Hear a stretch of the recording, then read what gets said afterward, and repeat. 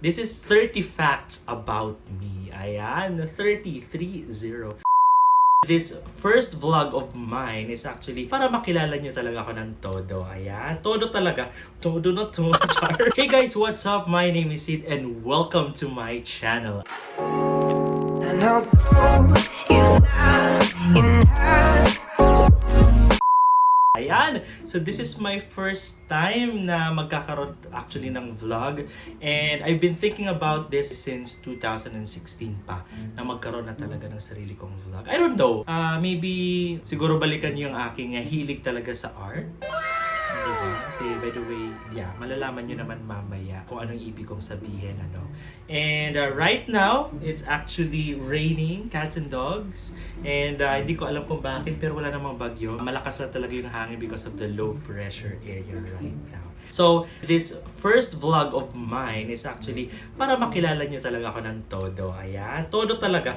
Todo na to, char. This is 30 facts about me. Ayan, 30. So if you guys are excited, ayan, wag mo nga ulit kakalimutan na mag-subscribe. Click the like button and at the same time, click the bell button para talagang lagi kayong updated kapag meron akong bagong uploads. So I guess we can start the 30 facts about me. First fact, my full name is actually Edison Paloma Luna. Fact number 2, ang nickname ko is actually Sid. Yung nickname ko na Sid is actually given to me by my good friend, si Jam Maestrado, yeah, nung college kami. And ewan ko ba kung anong meron nung araw na yun, pero gusto namin magkaroon ng nicknames yung kaming magbabarkada. Hulaan nyo kung ano, saan galing yung Sid.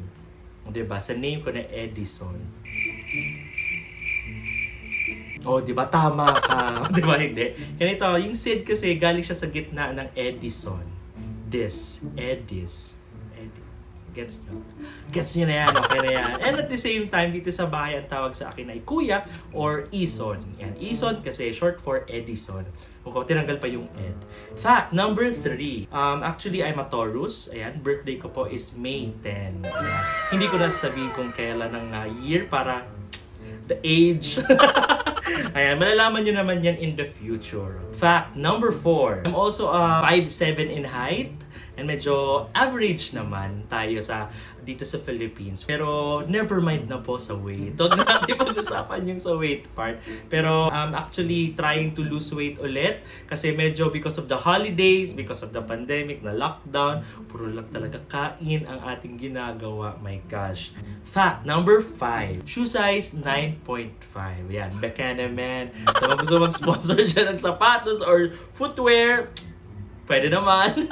Fact number 6. Ako ang eldest sa aming tatlong magkakapatid.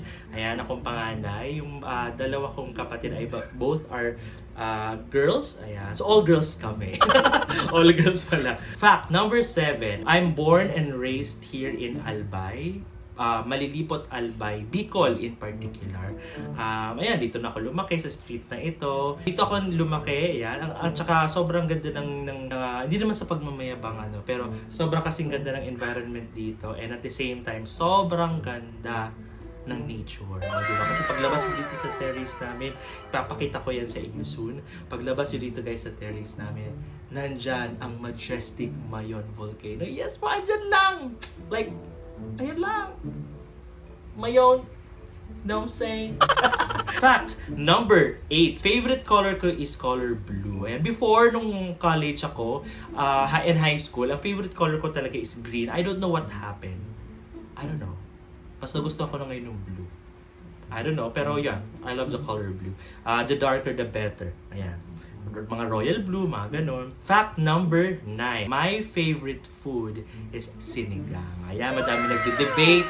Ano mas masarap, sinigang or adobo? Guys, pareho sila masarap. Pero ako kasi, mahilig kasi ako sa maasim tsaka mainit. Ewan ko ba sa dila ko, hindi ako mas madaling napapaso. So whenever may hot meals, ayan, konting ihip lang, pero kaya ko siyang, and I have this tolerance sa heat. Pero sa pain, mababa ang tolerance ko sa pain. Ayan. So, yan. Favorite ko. So, sa mga favorite din ng sinigang dyan, comment down below. Sinigang! Sinigang peeps! Sinigang peeps. Ayan. Fact number 10. Nag-aral ako sa kinder sa Good Shepherd School, that's in Tabaco City, Albay. And nung elementary and high school, nag-aral naman ako sa Tabaco Pitching School. Ayan. And nung college, sa Ateneo Dinaga University. And fact number 11, ako ay graduate of BS Nursing. I'm a board passer noong 2013. Ayan. A year after me graduating noong 2012. And after that, noong 2013, I started to take up AB Communications, which the course I really love. Ayan. Kasi medyo incline ako sa arts. Fact number 12. Paano ba ito? 12. Hindi ako nag-nurse. Ayan. So sa mga nagtatanong, graduate ako ng nursing and at the same time, I passed the board exams. Pero hindi talaga ako nag-nurse kasi medyo mababa talaga yung sahod natin sa mga nurses natin dito sa Philippines. Kaya naman, baka naman po sa ating government, taasan naman po natin yung sahod ng ating mga frontliners na talagang nagsuserve sa ating bansa. Okay? Kasi ako also, baka pwede niyong sabihin na, bakit hindi ka na lang nag-nurse tapos kumuha ka ng experience dito and go abroad? Yes, I've already considered that, pero hindi ko talaga nakikita yung sarili ko going abroad for work.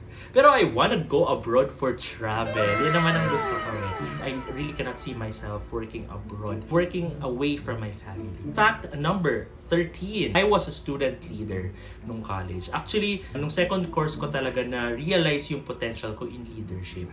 Though nakikitaan naman ako ng mga college friends and college professors ko nung nursing ako na meron talaga akong skills when it comes to leadership. Pero hindi talaga siya na-hone kasi siguro takot lang ako. Ang daming issues ko dati. Pero yan, I went past those times na talaga may mga issues ako sa sarili ko. But now, nung second course ko, nung nag-communications ako, I was the president of the Media Studies Society, co-curricular organization po siya ng aking course, which is communications. And at the same time, I was also the president of the Department of College of Humanities and Social Sciences. O, diba, Taray? Yan, nakakatuwa naman kasi I really learned a lot. And shoutout po sa aking mga professors, sa aking mga teachers dyan na talagang tumulong at gumabay po sa aming mga student leaders po para mas maging better ang service namin para sa ating mga student body. Fact number 14. Actually, I'm loving the weather today kasi kung nakikita nyo lang sa labas, it's actually a bit gloomy, ayan, umuulan, tsaka medyo malamig kasi pluviophile po ako. Ayan. Sa mga hindi nakakaalam po, ang pluviophile, ang ibig po sabihin nun is meron ang ingay! Pluviophile po ay yun po yung mga taong mahilig po sa ulan. Yun na lang yun, siguro. Hindi ko ma-define. Lalagay ko na lang dito sa video yung meaning ng pluviophile. Ayan siya. Yan po ang meaning ng pluviophile. Yan ang meaning ng pluviophile. Fact number 15. Dati kong trabaho, I'm a former IT product specialist.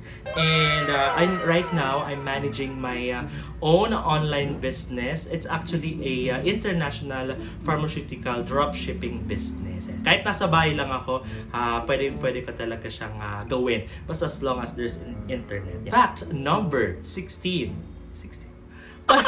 So, broken family po kami. Broken family kami pero hindi talaga namin na-feel na there's something na may kulang, may kalabisan. Because, ayan, Mama has always been there for us and with us. Ayan, kaya we're really glad and very grateful sa aming nanay na talagang tumayo na mother and a father para sa amin. Fact number 17. I can speak native Bicol, Tagalog, and at the same time English. Ayan. So, sabi ko nga kanina, may background ako sa Chinese kasi Chinese school kami. Pero, yun, nakalimutan ko na talaga ibang mga words and hindi talaga din ako fluent when it comes to Chinese, especially sa Mandarin and sa Hokkien. Fact number 18, I'm an ambivert. Ambivert is actually a combination of extrovert and introvert. Kasi ako guys, minsan may times na gusto kong mapag-isa lang ako, nasa kwarto lang ako, sleeping or watching random videos. Pero sometimes, and actually most of the time, gusto ko na may kausap, gusto ko may ka-interaction like, sa family, ayan, sa friends ko, sa online, like right now, di ba? So, nung normal natin ang meeting up with friends na ngayon is through Zoom or through Facebook, diba? Messenger, chats na lang. Masaya na maging ambivert kasi you can have the best of both worlds. Fact number 19, I really love cooking. Ayan, nakikita niyo naman siguro sa chan ko. Nasa build ko, medyo lumaki na talaga ako. Well, I don't know, cooking food for my family and para sa friends ko din, ayan, sa makakilala ko. It gives me happiness kapag nakaka-share ako ng aking cooking sa ibang tao. Fact number 20. Favorite fast food ko is actually Jollibee. Kaya tinan mo naman yung mukha ko, mukha na akong Jollibee, sobrang laki na ng pisngi ko. I really love Jollibee. Fact number 21. 21. I really don't like sweets. Ewan ko ba, wala akong sweet tooth. Hindi ako mahilig sa matamis. Kaya, so kung papapiliin ako between chocolates or chicharon, parang sila may chocolate. Okay, whatever. Anyway, mas pipiliin ko guys ang chicharon. My gosh. Chicharon is life. Fact number 22. I'm really more inclined into arts. So, sa arts, meaning sa singing, ayan, sa dancing. I can also sketch and draw. And also, di tulad sa friends mo na drawing talaga. Sabi na, pupunta, drawing. Ibang drawing yun, guys. Diba? Jack of all trades talaga ako. Yan, kasi I also do hosting. Din ako ng mga events before. Pero ito nga, ang malungkot dyan, master of none.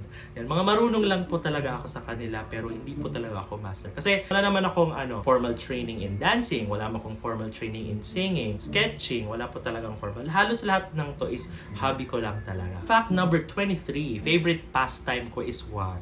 Dalawa sila actually. Kaya ako lumobo. Eating, sleeping, repeat.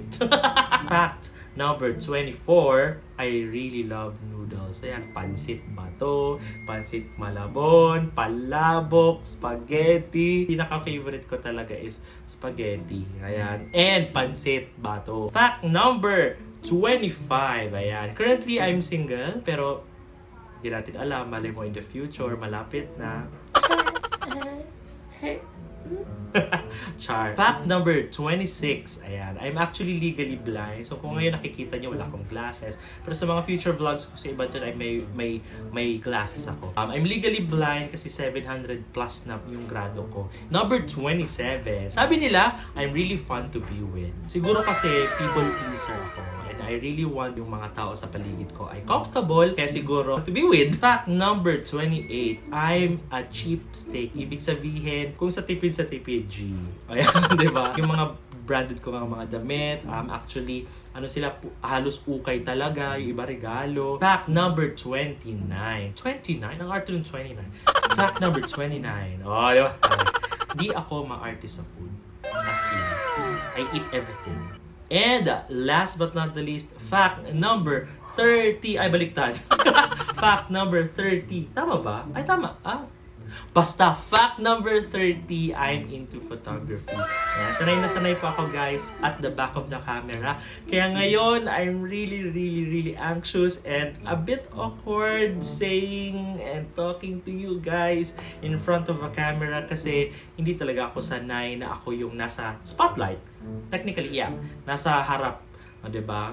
Well, hosting, I do hosting, sa harap ako. Pero pag sa camera, mga videos like this, hindi ako masyado sanay. Pero I'm trying my best kasi I really want to pursue this vlogging. Kasi I really want to share my life, my experiences, yung travels, and at the same time, yung ibang mga... I just want to inspire people. Technically, that's it. Because of this vlog, ayan. So, kaya nga na-inspire din ako kasi with vlogging, it's actually a platform for you to be able to, inspire more people. Ayan. And also entertain. Kasi I'm into entertaining other people, diba? Sabi ko nga, people pleaser ako. And since this is my first vlog, thank you so much for getting this far. Ayan, nasa dulo ka na po ng video. Maraming salamat. Sana nag-enjoy kayo sa aking 30 facts about me. Hope to makita nyo pa yung ibang vlogs ko. And I hope na mag-comment kayo din ng mga suggestions nyo na gusto nyong i-vlog ko. Ayan, in the future. Ayan. Excited ako for 2021 kasi this is going to be our year. Ayan. Please do not forget to like this video, subscribe, and click the notification bell para talagang lagi kayong nakasubaybay sa aking mga future vlogs. Ayan. So with that, thank you so much and Happy New Year!